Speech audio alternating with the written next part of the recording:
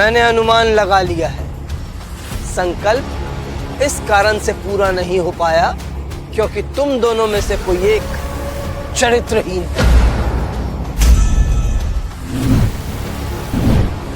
इसीलिए सब कुछ कुशल मंगल नहीं हो पाया, मंगल का अमंगल हो गया।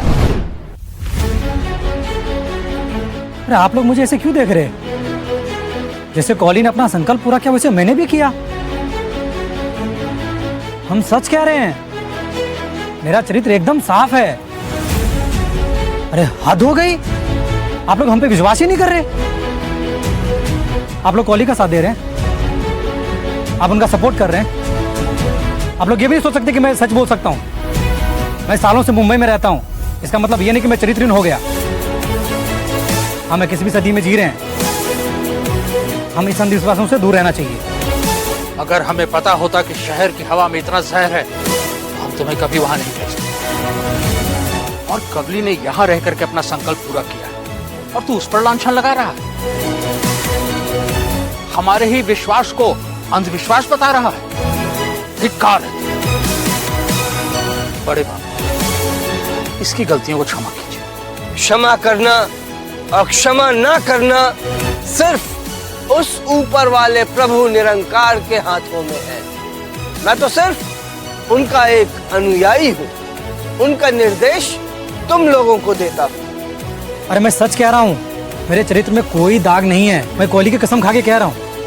ये शर्म, तू इसकी झूठी कसम मत खा। रहने दीजिए बाबूजी, लगता है मेरे ही संकल्प में कहीं कोई खोट रह गई होगी। अगर ये मेरी कसम खाने को तैयार हैं, तो ये मेरी कसम झूठी नहीं खाएंगे। कन्या, अगर तुम मेरे समक्ष आई हो तो यहाँ पर इस बात का न्याय होकर रहेगा। मैं अभी इस बात का पता लगा सकता हूँ कि तुम दोनों में से किसने संकल्प पूरा नहीं किया है।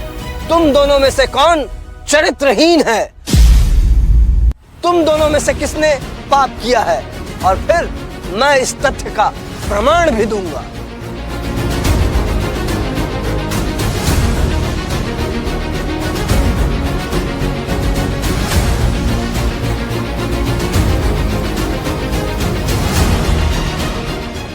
नहीं बाबा, इसकी कोई जरूरत नहीं है।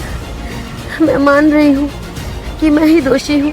अगर तुम दोषी हो तब भी मुझे समस्त लोगों की शंकाओं का समाधान करना ही होगा। मैं साक्ष्य प्रस्तुत करूंगा, तभी जाकर सभी लोगों की शंकाओं का समाधान होगा। अरे जब वो खुद कह रही है कि वो दोषी है, तो फिर ये सब करने की क्या जरूरत है?